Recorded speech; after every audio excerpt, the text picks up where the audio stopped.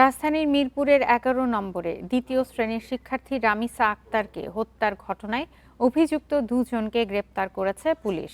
মঙ্গলবার রাতে পল্লবী থানায় এক সংবাদ সম্মেলনে এসব কথা জানান ডিএমপির অতিরিক্ত police commissioner S N. Nazrul Islam.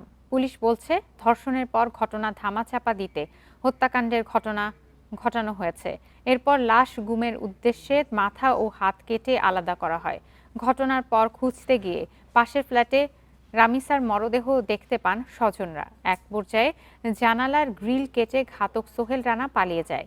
হত্যাকাণ্ডের ৭ ঘণ্টার মধ্যে প্রধান আসামি সোহেল রানাকে নারায়ণগঞ্জের ফতুল্লা থেকে এবং তার সহযোগী স্ত্রী স্বপ্না আক্তারকে মিরপুর ১১ নম্বরের মিল্লাত ক্যাম্প সংলগ্ন বাসা থেকে গ্রেপ্তার করে পুলিশ।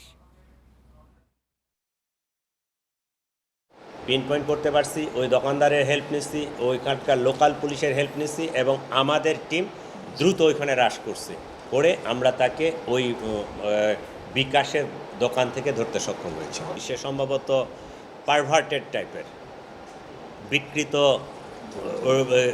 যৌন রুচি সম্পন্ন একটা লোক। তো তার ওয়াইফকেও সে বিভিন্নভাবে টর্চার করছে বা করছে, যেটা তার ওয়াইফ বলল।